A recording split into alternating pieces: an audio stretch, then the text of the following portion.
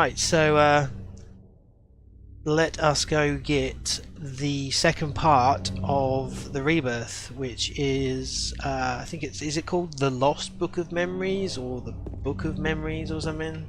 I think. Now that you say that, I think in game it's the Lost Book of Memories. Right. I know the Japanese thing was.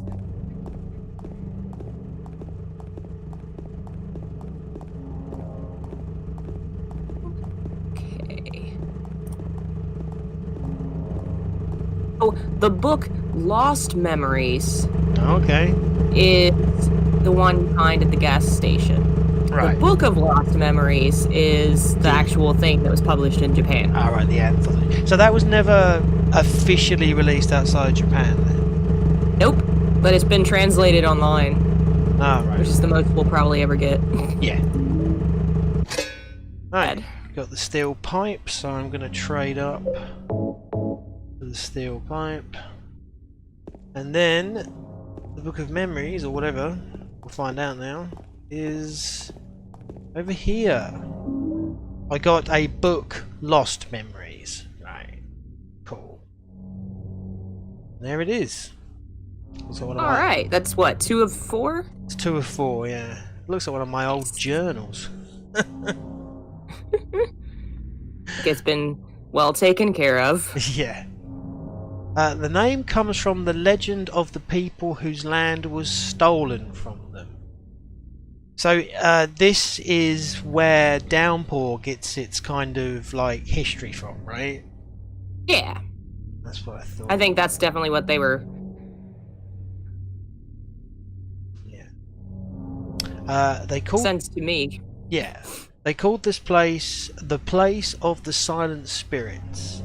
By spirits, they meant not only their dead relatives, but also the spirits that they believed inhabited the trees, rocks, and water around them. Now that's very Shinto, isn't it? Mm-hmm. That's very much the Shinto religion.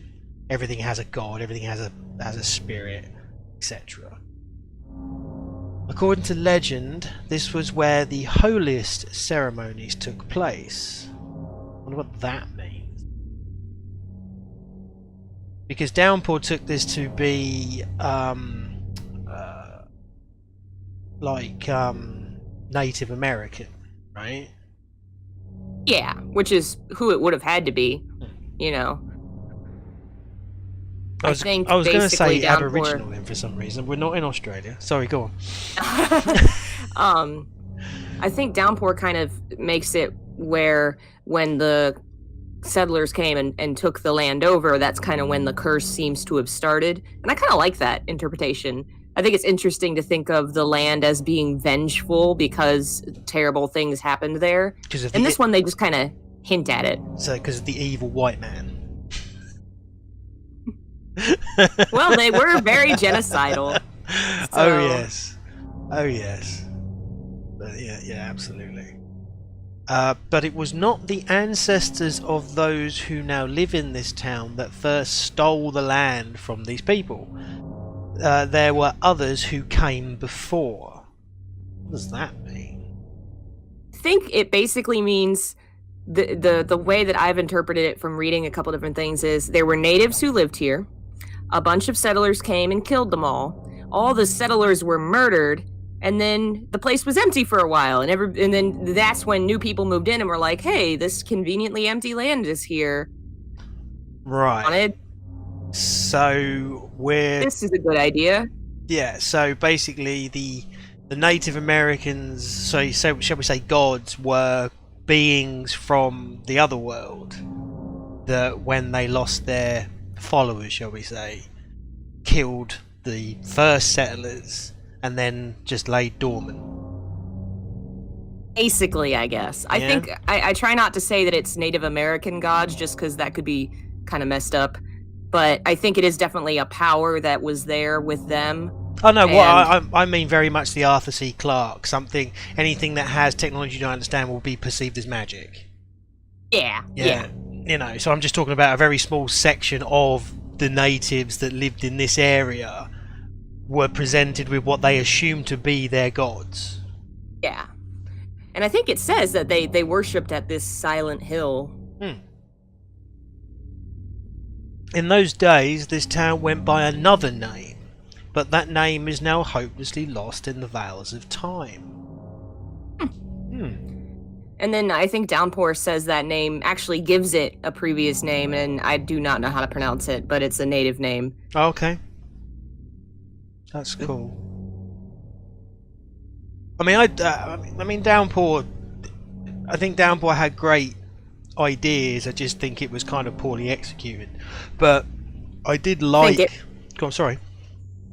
I think it was a lot of too much. What's the word I'm looking for? The sky, and they didn't quite have the resources to get there, so it suffered a little bit. But you can see what they wanted to do, and it's pretty cool. Yeah, they were Icarus. They flew too close to the sun. Yeah. Yeah.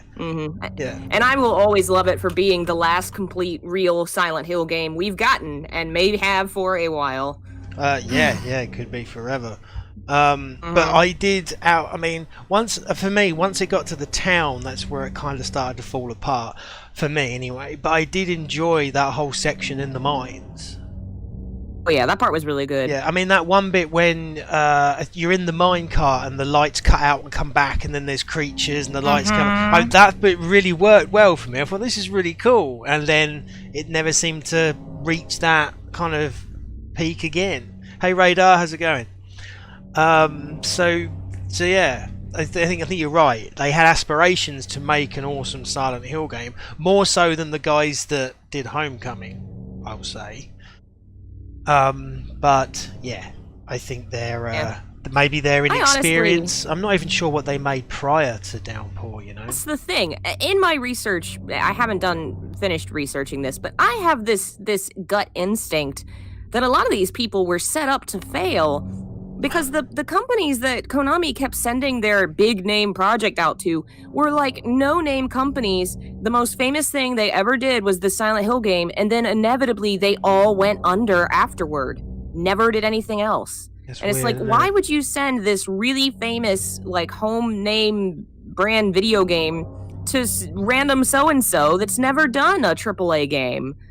I don't get it at all. No, I don't. One thing I meant to do before we streamed tonight, and I didn't, was I've only seen one example of this, but Silent Hill 2 wasn't like very well received when it first came out, right? No. It was a while to get popular, and in America it was kind of critiqued for being the fact that it wasn't really a sequel.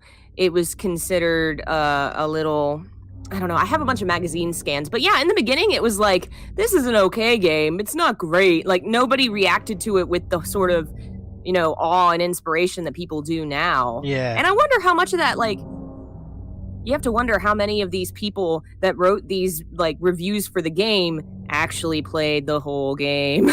Well, yeah, that's definitely. Unless you get all the way to the end, you do not know the twist. No, and yeah, if you didn't know that there was a twist coming, you could quite easily compare it to the first game and go, well, this is just like the first game. You've not really done anything more. Yeah, but yeah, it took a little while for it to get to cult status. Well, yes, that's what I mean. This has cult status, so that's why I sometimes. Because I try to put my business hat on when thinking about Silent Hill from Konami's perspective. And it's from a business perspective, if your product doesn't make back the money you put in and then some, it's a failure. So I think right now, I think you talked about this last time, that Japan is having some issues. Yeah. I do think it's a case of them. I don't know about the treatment of the employees, which has sucked for a while. That's one thing, and that's terrible. But stepping back and maybe not making any video games for a while because money's tight, I could get that. Yeah. I'm just not on board with we lock our employees at the desk and make them sleep underneath it to be able to finish their work. Like, what the hell? Yeah, this is even before Kojima. Yeah, but to be fair, Western developers are just as bad. Like you were saying about Red Dead 2. It's just that Konami got worldwide attention for it, you know, by doing it to somebody really famous. Yeah. Somebody wrote an article about the fact that video game companies don't want Kojimas because that brings too much attention to their behavior. Like, oh, yeah, that's true. Yeah, no, absolutely. But then there's also a cultural difference to take into consideration when talking about Japan, in the sense that in a Japanese company you don't get fired. They don't fire you because that's seen as a matter of disrespect. What they do instead is they move you to a different part of the company that you don't want to be in, and then they apply, shall we say, a pressure to encourage incentive to leave. Yeah, encourage you to honourably quit. That way no one loses face. And I think that's what they did with Kojima. You know, he didn't want to make Metal Gear games anymore, and he'd been adamant for that for years, that he didn't want to make Metal Gear games anymore. But that's all they wanted him to do. Yeah. And then, because it's clear that he had already got that job at Sony before he left Konami. There was no way he just went wandering out of Konami and just kind of sat by lakeside. Yeah, exactly. He already had that position in Sony well before he left Konami. So of course, you know, the paperwork, etc., had to be done. So that's at that point. That's when Konami were like, "Well, you still work for us, but you're not our employee. So we're going to sit you over here, away from everybody else, because this isn't your team anymore. You know, you've got this job going up at Sony, and we wish you all the well. And the way we do business, this is how we do it, because, you know, we're a totally different culture to the West. But then from the West perspective, it's like you've imprisoned him. And, you know, it's weird. It's, you know, you've got to step back from what you are used to doing and then try to understand how other people do their own shit, if you know what I mean. Yeah. Well, the part I was talking about, some imprisoning in some respect, was also with Sato Takayoshi a few years before, where they basically said, and he actually talked about how it was kind of against Japanese norms, because he wanted to be, he knew he had the talent, and because he was young, he wasn't going to be given the respect. Yeah, or the credit because he'd done the work, because somebody else was older in the company. Yeah. And so he basically worked like 15-hour days and slept under his desk so he would get all the credit. Yeah. It's like, why would you do that to someone? I know. Oh man, video games are messed up. Yeah. But again, I think that's because of the old ideas on how business is done in Japan. Yeah. Because he is younger, regardless of how experienced or talented he is, because of his age, he's looked down upon by the seniors who might not even have an ounce of talent compared to him, but because of their age, they are more respected. Yeah, it's odd. It's odd to us, but to them, that's the culture. Yeah. Sorry, moving on. All we know is that there was another name, and that for some reason the town was once abandoned by its residents. Abandoned. So, as people started to die because of whatever everyone else ran, which you probably would. Some of the stuff I read, it's like a bunch of people died of a mysterious plague. I get the impression that the old gods got mad at the first settlers and killed them with a plague, and whoever was left alive just ran off. Right. And there we go. Then I guess enough time passed. I think 100 years passed, and then people were like showing up to move in. Okay, and that's when they started building the land and the prison and all that sort of stuff. Cool. Right, well there we go. We've got the part 2 of the Rebirth ending. 10 minutes later. Yeah. What did you miss? You didn't miss much, Mrs. Munn. We've literally just been talking about Japanese culture.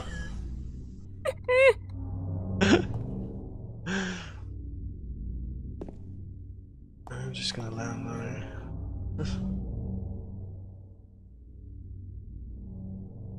Okay, right, so we are supposed to be now making our way... Oh, James sees something, so I better go check out what this is. Love that. I wish more games had that sort of, my character's going to tilt their head and let me know something's there, because my blind eyes can't see it. Oh, he sees something else. What? Well, this is weird.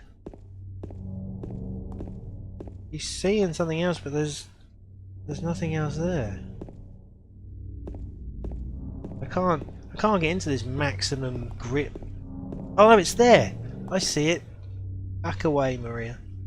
God, I just saw that.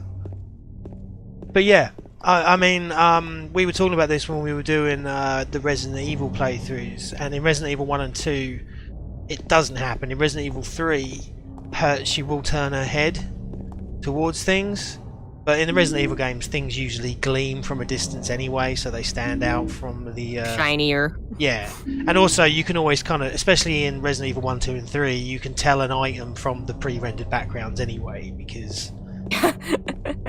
you know. Right, cool. Well, that gave me a few more items as well, so... we are now chasing after Laura, right? Mm-hmm. Which isn't... It's not this way, is it? No. He's gonna run over to the hospital, but I think you have to go through Heaven's Night. Heaven's Night. I don't know if we haven't done that yet, right? Because backtracked. Yeah.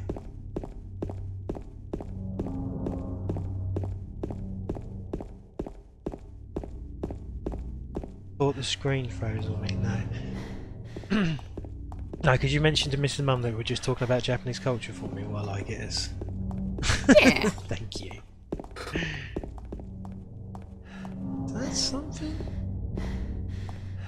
No, it's just a crisp packet.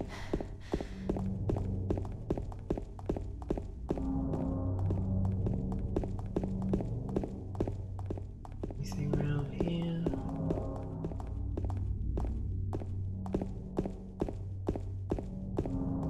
Apparently, there's now a book being published, like unofficially, but somebody researched into PT and what happened and why and wrote a little book about it. It's like $3 online. Oh, that's interesting. I wonder what their sources are. So I remember there's a YouTuber called Super Bunny Hop. And they did one too. Yeah, he kind of broke all the so-called news from a so-called source that he never revealed. Yeah. I haven't watched it, I've just heard a lot about it. I don't know, I'm always a bit dubious. It's like, at this point in time, you could now reveal that source, surely, because so much time has passed. Yeah, it's been a while. You know, so, I don't know, I think it's probably because, especially with the internet, you know, fake news and all that, you've just got to take everything with a pinch of salt. Yeah. It's really easy on the internet to say something and not know it or mean it or make it up. Yeah. No one expects you to back it up because 9 times out of 10 people are just reading the tagline to the article and not reading the article. She went through there. How did she get through there? I mean, I know she's small, but Christ. Is there any other way? Yeah, there is. It's incredibly Right tiny. Through there. Right, okay, Maria. So yeah, I'm still in 2 minds about the fact that she's got every key known to man to get into this place. Like she's the owner. It's just weird. It's no good.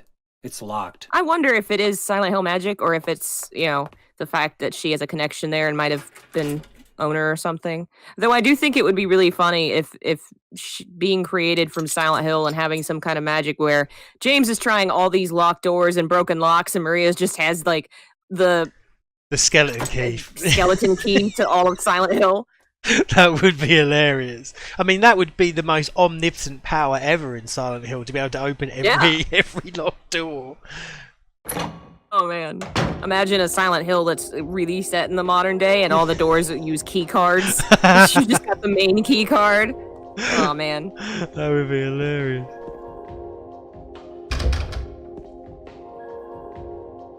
Whoa, someone likes their soda. Crikey. Yeah, this looks like a frat party.